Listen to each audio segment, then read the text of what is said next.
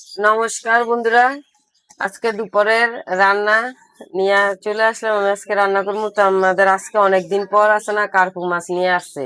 তো আজকে কার্পু মাছ দিয়া আর এই যে মাটির নিচের আলু দিয়ে আমি ঝুল দুমু। তো কিভাবে রান্না করি দেখতে থাকেন প্রথম থেকে শেষ পর্যন্ত, পুরোটা ভিডিও দেখবেন। তো অনেকদিন হয়েছে কার্পু মাছ খাই না, তো মন চাইলো কার্পু মাছ খাইতে।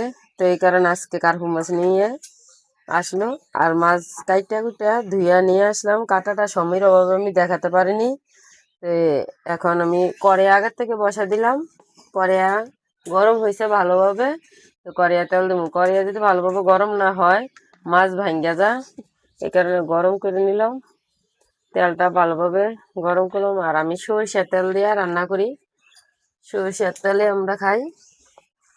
মাছে হলুদ লবণ দিয়ে হাতে মিশিয়ে নেব। এই যে লবণ দিয়ে দিলাম।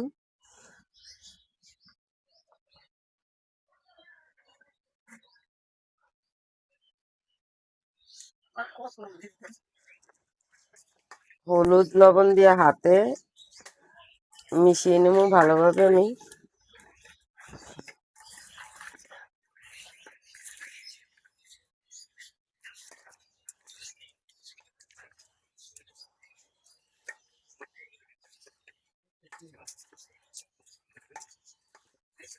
হাতে ভালোভাবে মিশিয়ে নিলাম। আর আমি আজকে মাটির চুলায় রান্না করতে বসলাম। মাটির চুলা, তাও দুই চুলা। কে কে রান্না করতে পারে না? এই এক সাইডে ভাত আর এক সাইডে তরকারি। দুই চুলা রান্না করলে তাড়াতাড়ি হয়। আর মাটির চুলা রান্না তো অন্যরকম, মানে ভালো লাগে। আর রান্না করলে যে তরকারি ভাত এগুলো কিন্তু অনেক স্বাদ, খাইতে অনেক ভালো লাগে। তো আমরা গ্রামের মানুষ, তো মাটির চুলায় বেশি রান্না করি। আমরা লার্কি দিয়ে, আমরা গ্যাস নাই, আমরা গ্যাসে বেশি রান্না করি না। তার মধ্যে তো গ্যাস এখন পাওয়াই যায় না, গ্যাসের দাম প্রচুর। তাই লার্কি দিয়ে রান্না করি।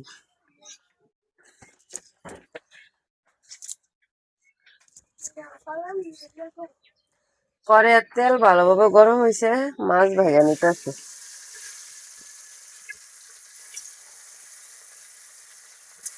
এক এক করে সবগুলা মাছ আমি তেলে দিয়ে দেবো।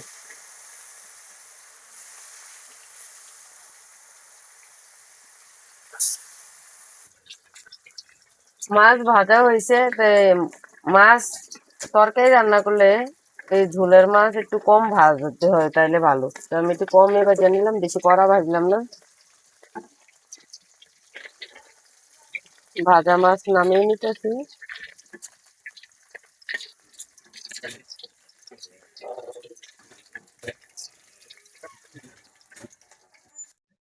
মাছ ভাজা নিলাম, মাছ ভাজা হইলো।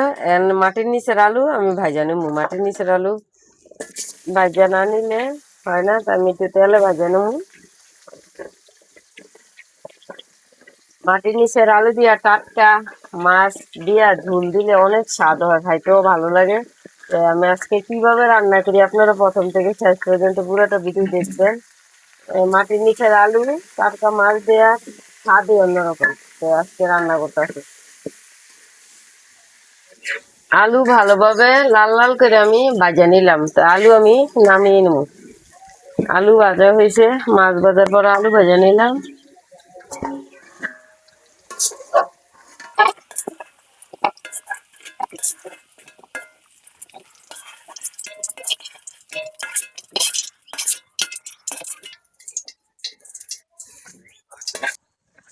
আমি আজকে পাঁচফোড়ন দিয়ে রান্না করবো। মাটির নিচের আলু পাঁচফোড়ন দিয়ে রান্না করবো। এইভাবে রান্না করলে স্বাদ লাগে। তেল গরম হইলেও আমি পাঁচফোড়ন দিয়ে দিলাম।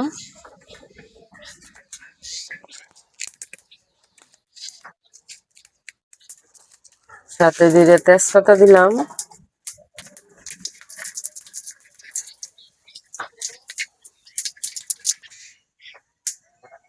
আদা জিরা বাটা দিয়ে দিলাম।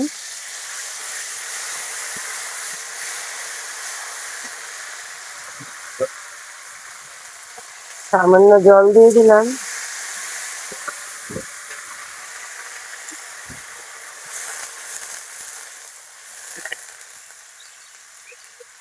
হলুদ, মরিচ,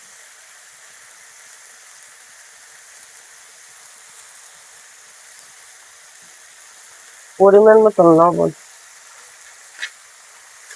সব মশলা একসাথে আমি কষিয়ে নেব। মশলাটা ভালোভাবে কষিয়ে নেব।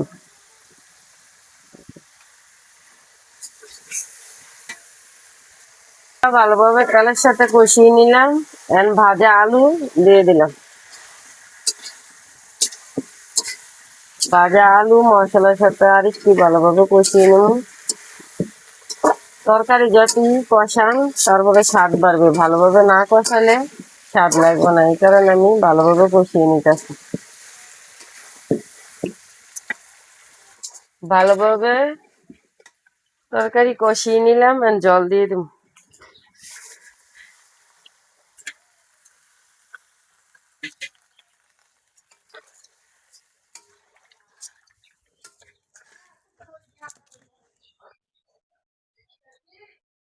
ভালোভাবে জল ভালোভাবে গরম হয়েছে, ভাজা মাছ দিয়ে দেব।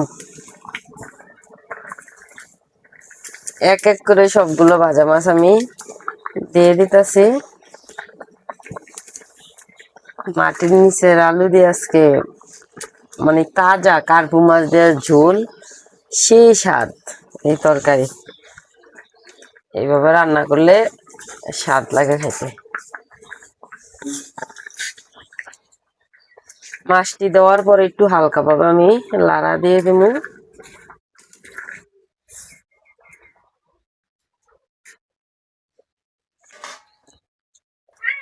এন ধন্যবাতার সিজন, তরকারির মধ্যে ধন্যবাদ না দিলে ভালোই লাগে না, তরকারি স্বাদই বাড়ে না। ধন্যবাদ দিলে তরকারি স্বাদই অন্যরকম। তো ধন্যবাদ তো দিতে হয় বাধ্যতামূলক, ধন্যবাদ দিলে তরকারি খাইতে ভালো লাগে।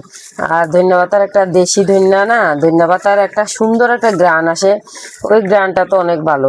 তো আমি ধন্যবাদ কাইটা নিতেছি, ধন্যবাদ দেবো তরকারি, মাছের তরকারি আলু দিয়া ধন্যবাদ দিলে খাইতে ভালো লাগে, সুন্দর একটা গ্রানও হয়। এই কারণে ধন্যবাদ কাটা নিতেছি, কাটা ধন্যবাদ দিয়ে দিতেছি।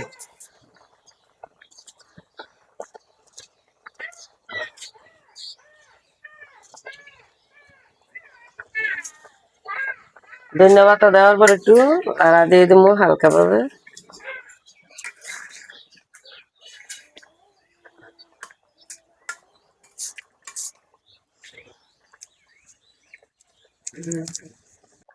একটা বল নিয়ে নিলাম, আর এই যে তরকারি আমার রান্না হয়ে গেছে, আমি নামিয়ে নেব। আজকের রেসিপি মাটির নিচের আলু কার্পু মাছ দিয়া, জেতা কার্পু মাছ দিয়া আমি ঝোল, টাটকা কিন্তু পুকুর ধরা মাছ, এই মাছের স্বাদে অন্যরকম। এই যে রান্না হয়ে গেছে, আমি নামিয়ে নিলাম।